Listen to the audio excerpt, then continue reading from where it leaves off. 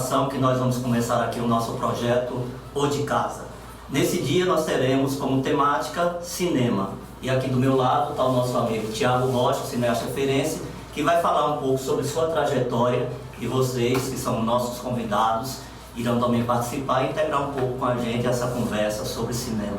Queria agradecer a todos vocês e agora vamos com Tiago Rocha. Quem é Tiago Rocha?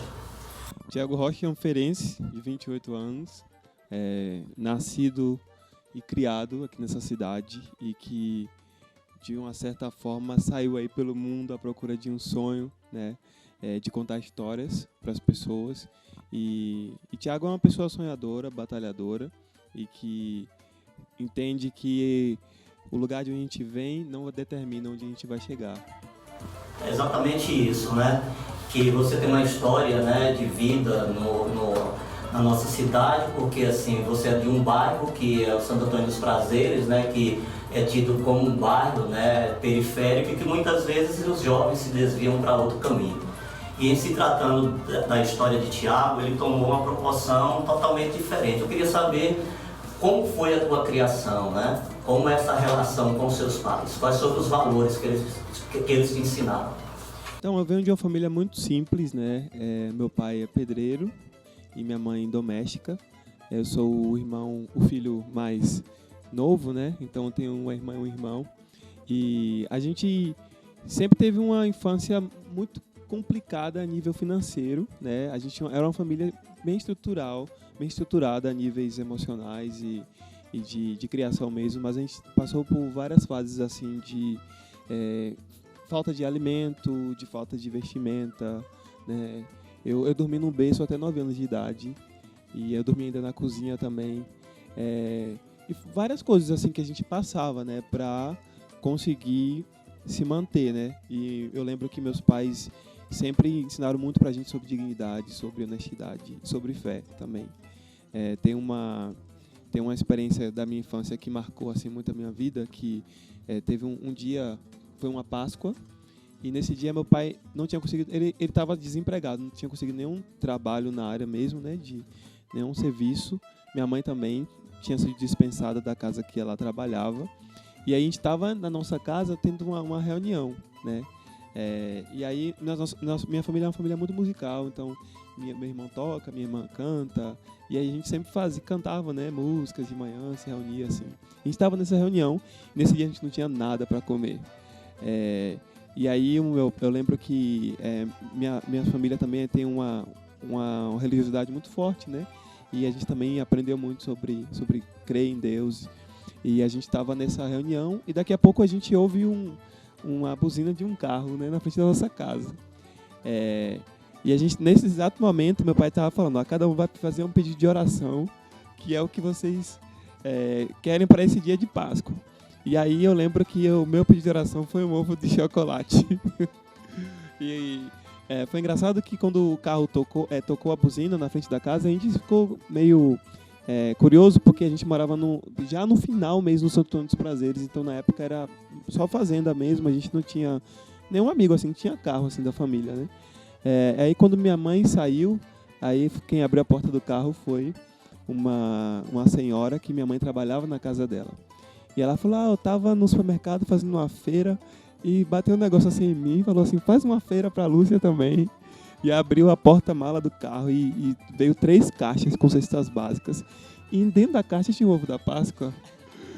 Então, foram muitas coisas, muitas experiências assim que a gente viveu na nossa infância, que eu tenho certeza que trouxe para nós, para minha vida, valores. E eu acho que, com certeza, veio a luta dos meus pais, né? E sempre, a gente nunca estudou em escola particular, sempre estudou em escola pública. Mas dentro das escolas públicas, meus pais faziam de tudo para a gente estar na melhor da escola pública, né?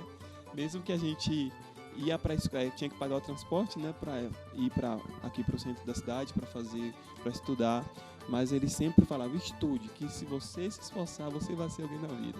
Me parece assim que a religião foi muito determinante, né, para essa construção de valores. E em se tratando hoje, como é Tiago na religião? Sim, eu sou uma pessoa extremamente conectada, né, com Deus, e eu acredito que isso me ajuda muito no meu processo criativo, né, porque me faz ter uma sensibilidade de mundo, de perceber os espaços que eu estou e de poder me conectar com o espírito das pessoas, né? Então, a gente que escreve, a gente cria personagens, né? Que são pessoas que representam pessoas, né? Então, se colocar neste lugar para contar essas histórias é meio que ter que viver também a emoção dessas pessoas para que não se torne uma história fake, uma história rasa, né? Tem que ser tridimensional, né? Tem que ser corpo, alma e espírito.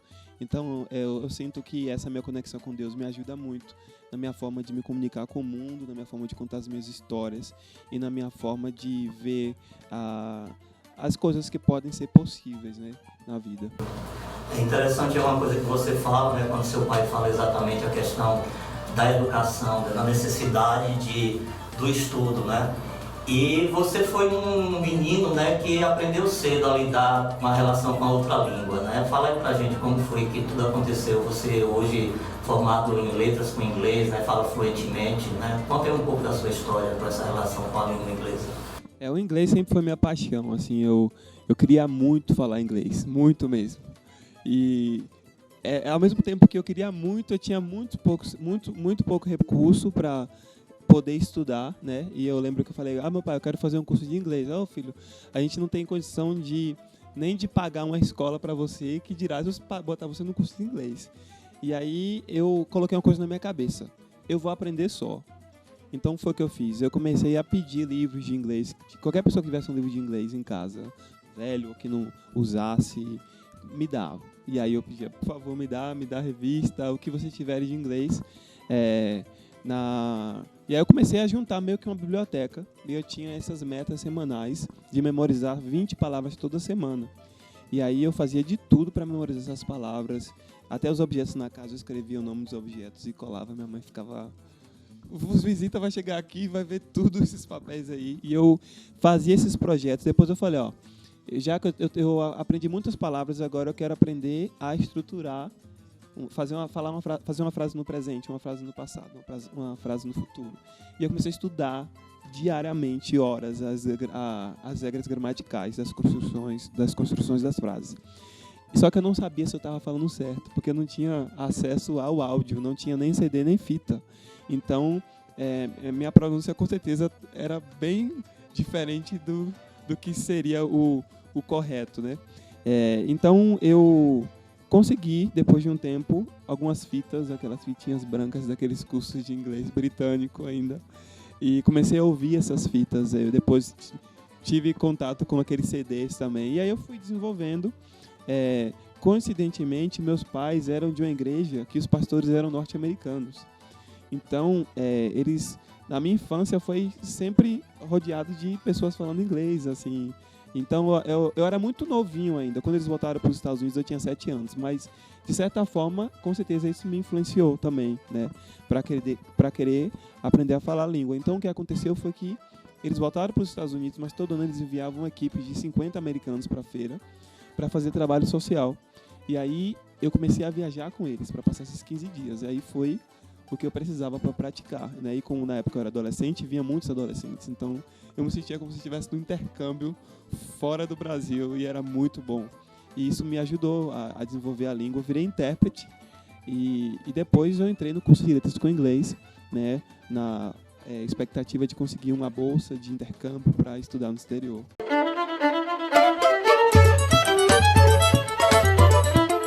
Você falou ali que sua família, né, tem uma relação muito forte com a música, né?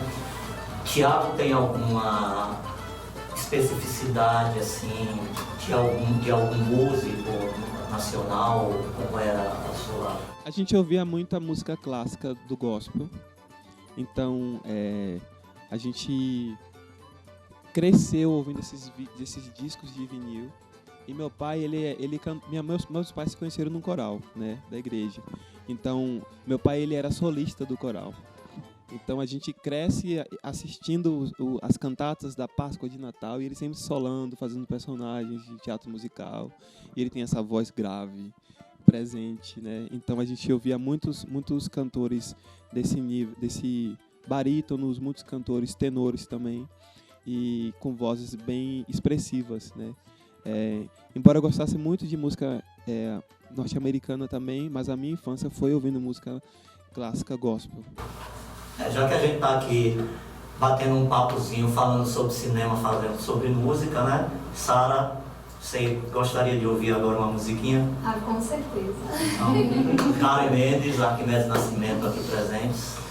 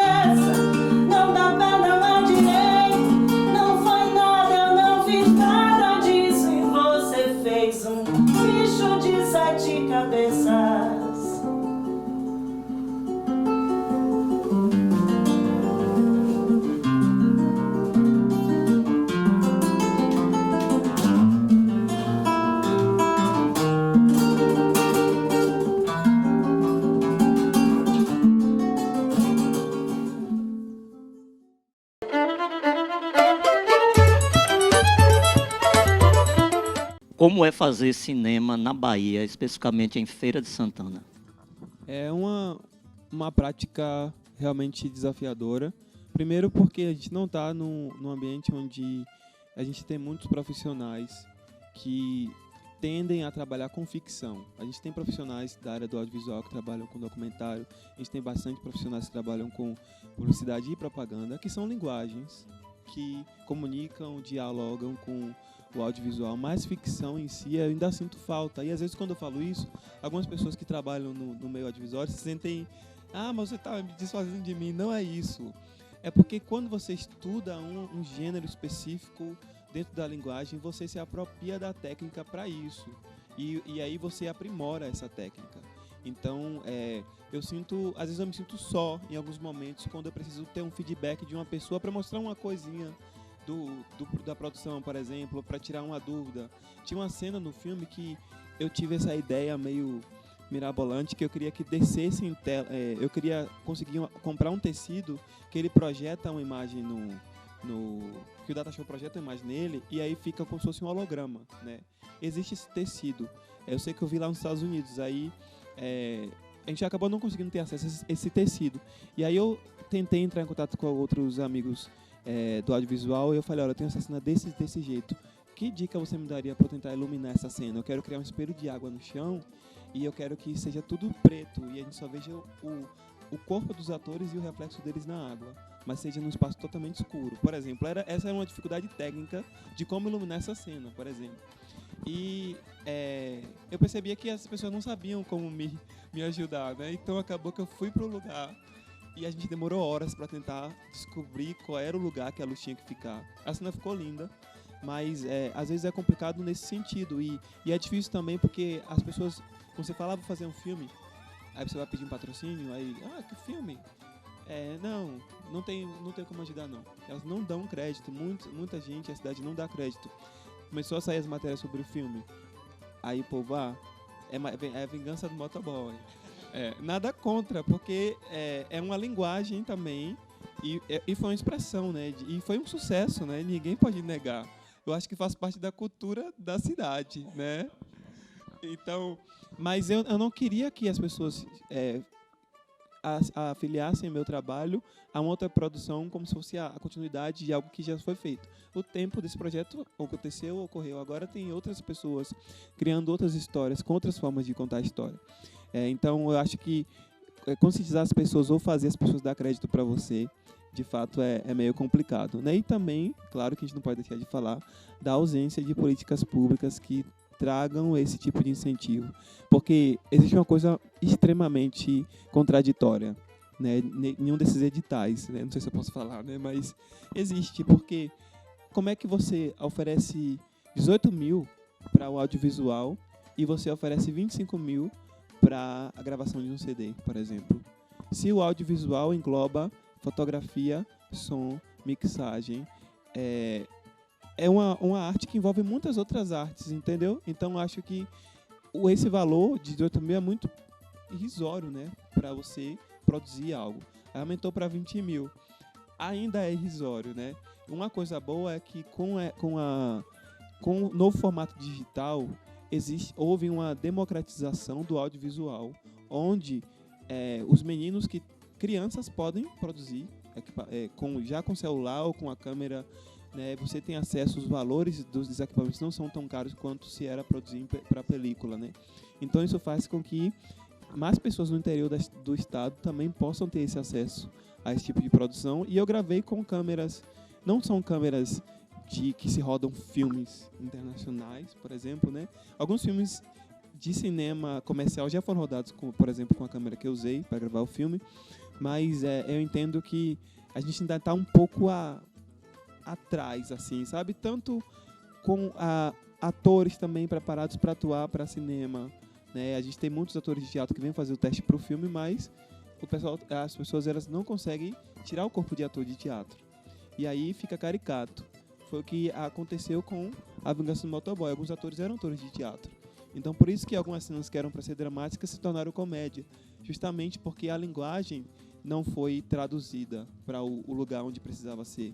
Então, eu acho que tem muito o que se produzir. Eu tenho oferecido na cidade, junto com o Fernando Souza, um workshop de atuação para TV e cinema há 3 anos. Descobrimos muitos talentos que, inclusive, estão no filme. E tem uma das nossas alunas que ela se encantou tanto que ela foi para o Rio, está morando lá, fazendo a escola de Wolf Maia. E ela disse que é isso que ela quer da vida dela, né? Então, a gente está fomentando, né, o interesse e divulgando. Eu acabei de ser aprovado no edital para fazer um curso de atuação para cinema lá em Nova York. E eu vou no final do ano para fazer esse curso. E a minha contrapartida é retornar para a feira e apresentar um curso aberto, né, para a comunidade em geral, para motivar isso. Porque eu sei que eu queria tanto que alguém tivesse feito isso quando eu estava no início da minha carreira, né? Então eu pensei, se eu não tive como ter para mim, eu posso produzir para outras pessoas, né? E eu acho que gerar sonhos, isso é muito gratificante. Uma coisa interessante que você falou aí é a questão do próprio processo de produção, né, que envolve muitas pessoas. E eu queria saber de Vitória, né, que foi uma das produtoras do filme, como foi o seu trabalho, como você desenvolveu esse trabalho na produção de figurino, não é isso? Sim. Primeiro, trabalhar com o Thiago é aprender a fazer muito com muito pouco, né, Ti? E assim, a paixão dele acaba contagiando a todos que estão à sua volta. E a gente já se conhece há um bom tempo, não foi nosso primeiro trabalho juntos. Mas é sempre maravilhoso trabalhar, apesar das nossas rotinas e dificuldades do dia a dia que todos nós temos.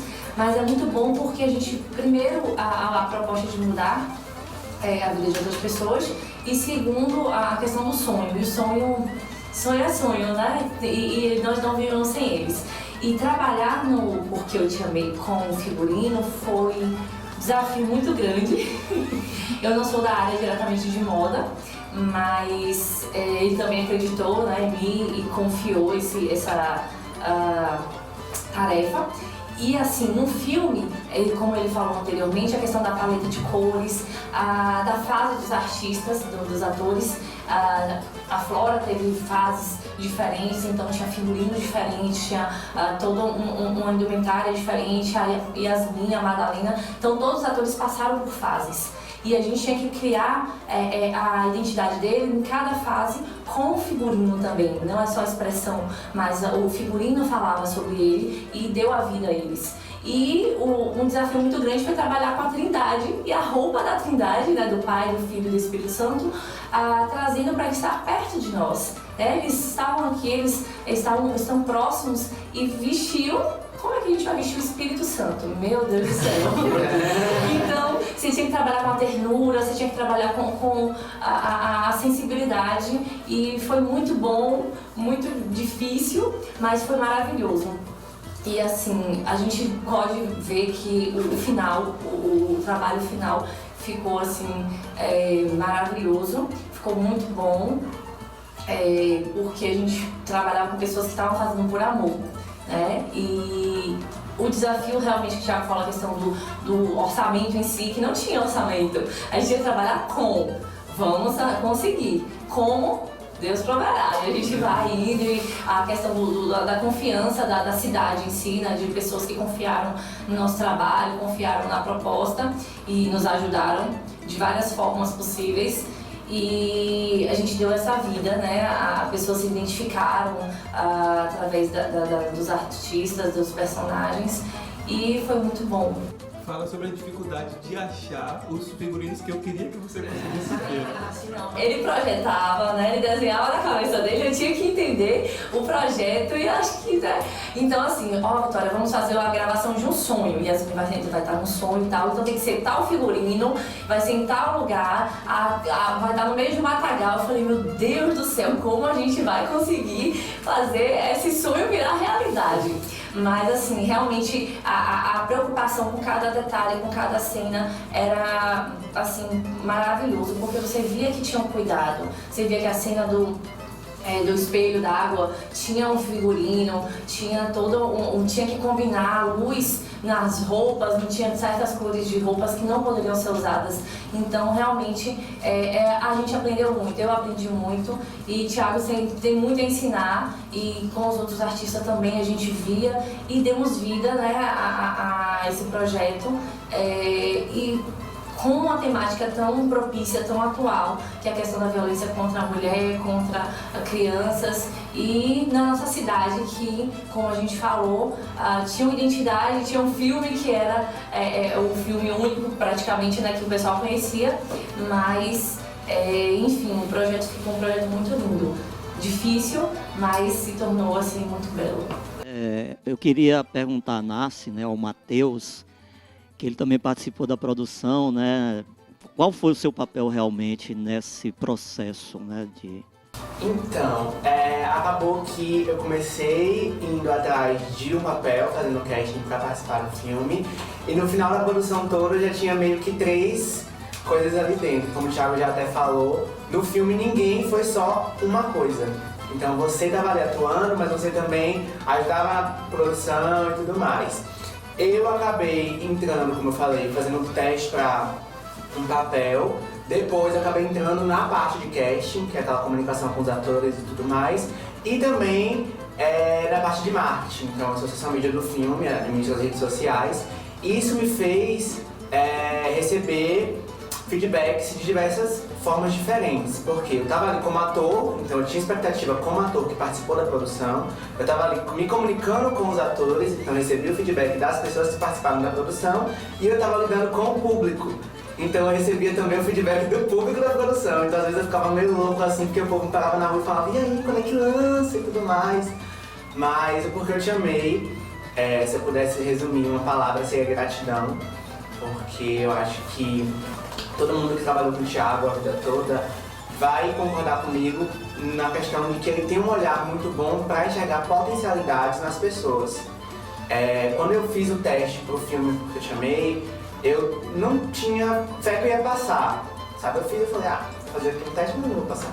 E aí depois, eu passei e tudo mais, e ele veio no meu privado e falou, eu tenho aqui um convite pra te fazer, quer fazer parte da equipe de casting? E tipo, sabe, foi assim, uma coisa muito boa pra mim, pra minha carreira que tá se iniciando, né, porque agora eu tô começando um curso de publicidade e propaganda, e o filme, ele me fez exercer algo que eu amo muito, que é a atuação, que é assim, eu costumo dizer que a arte não é algo que eu faço, é algo que eu sou.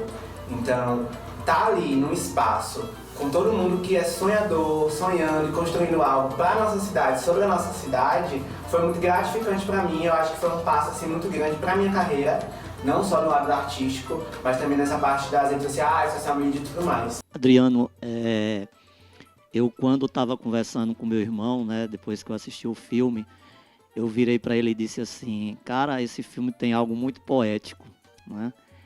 Até mesmo por conta de que a própria questão da metafísica, né, está presente ali, e a gente vê, até as imagens mesmo, ela cria esse poder imaginário, né? Eu queria perguntar para você o seguinte, como é que você concebe essa ideia do cinema como algo poético? Acho que isso está associado a quem está fazendo o cinema.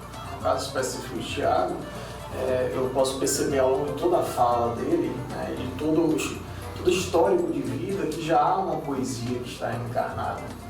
E ele, como escritor também, ele deixa transparecer isso. Então, é um diálogo que é extremamente viável, que eu acho que a literatura e o cinema podem contribuir muito para a formação da humanidade. Falar nisso, falar em poesia, né? Tiago foi agraciado, né, com a poesia do poeta Osaná Setúbal. Logo após ter assistido uma sessão, isso ele fez dentro do carro, do meu lado, dirigindo.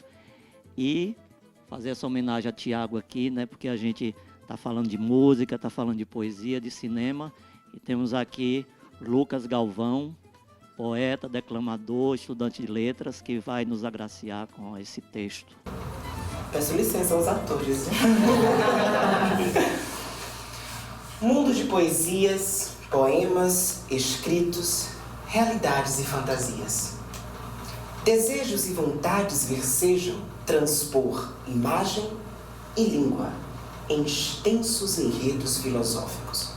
Por trás da luz que reflete as imagens, há uma etnia recorrente de poesia. Há uma pátria. Palavras e valores independentes na tua existência, a viver a liberdade dos escolhidos no capítulo não contado. Osaná Setúbal, capítulo não contado, dedicado ao cineasta Thiago Rocha.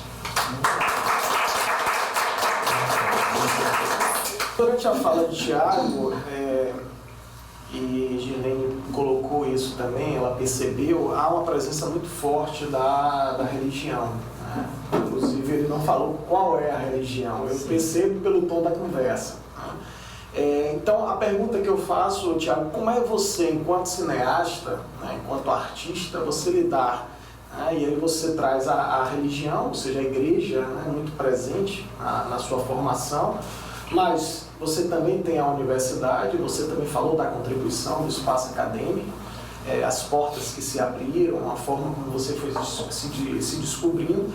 Então, como é que é o Thiago nesse trânsito, né? Igreja, universidade, né? E o Thiago, artista, criador? Como é que você lidar com essa situação? Creio que não seja muito fácil. Eu acho que quando eu comecei a me inserir nesses espaços, eu estava dentro de um casulo, sabe? Então, depois que eu tive essa oportunidade de vivenciar esses espaços, eu percebi que eu não precisava criar uma persona para estar em cada lugar. Eu precisava ser quem eu sou e, de certa forma, influenciar os lugares que eu estava inserido. Então, como artista, eu sinto essa conexão com o divino para me inspirar a criar. Como estudante, como técnico ou como produtor, eu percebo que a técnica ela é extremamente necessária, né, para que você possa conseguir também tocar a emoção do outro, né? E como pessoa, eu percebo que eu quero deixar minha contribuição no mundo de alguma forma para as pessoas. Eu acho que eu quero que a minha vida seja um exemplo para que outras pessoas possam continuar sonhando ou acreditar, né? Então, definir essa identidade no meio desse contexto todo ainda não está definida, que eu só tenho 28 anos, né? Talvez daqui a um ano, tudo o que eu pensei não é mais o que eu achava que era, né? E isso é lindo porque é o processo de transformação, metamorfose, e eu quero continuar evoluindo, crescendo. Às vezes a gente tem que retroceder para avançar. E eu entendo que isso faz parte do nosso processo de crescimento. E eu estou muito aberto para crescer. Então, uma coisa que eu sempre falo para as pessoas, eu prefiro uma crítica que vai me fazer crescer do que um elogio que vai me deixar estagnado no mesmo lugar. Então, quando eu cheguei na escola de cinema nos Estados Unidos, no primeiro dia o professor perguntou, eu tenho duas opções de criticar o trabalho de vocês.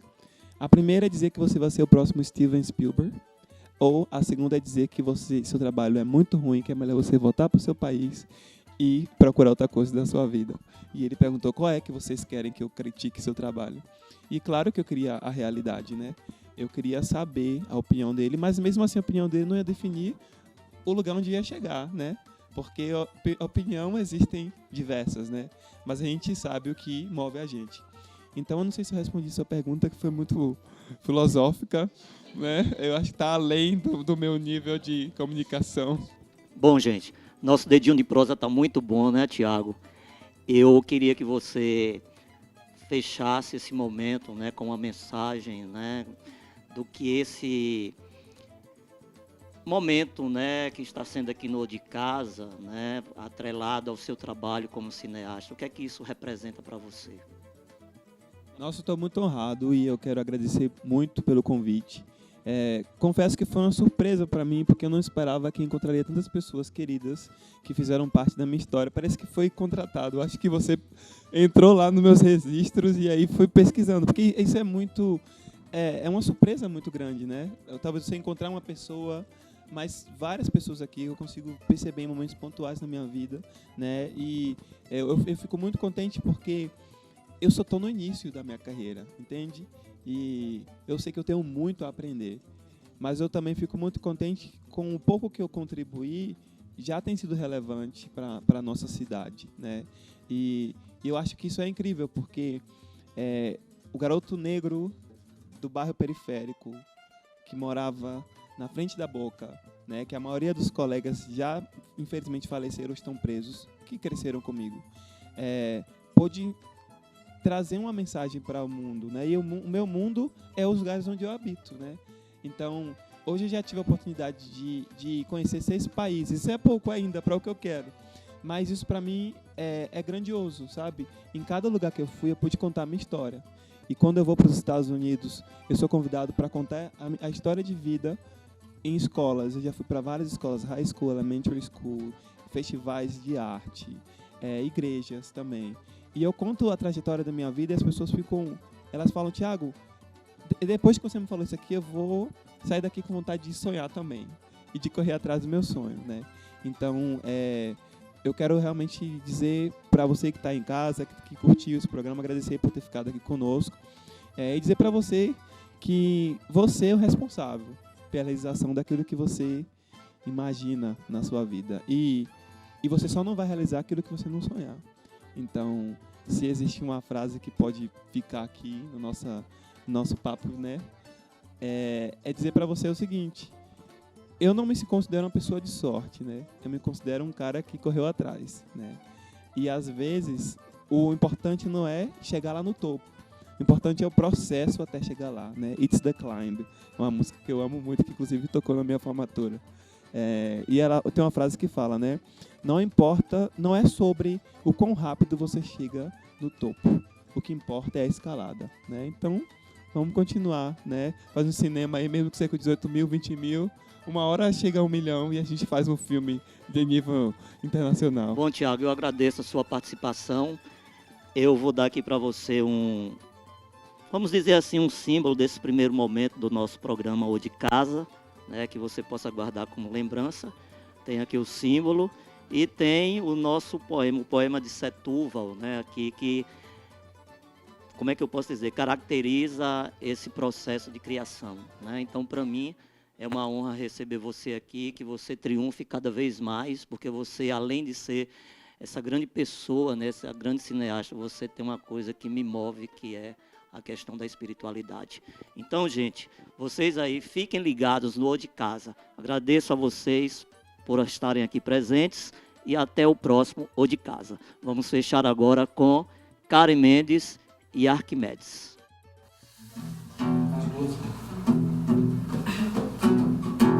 Eu quero ser no artista de cinema.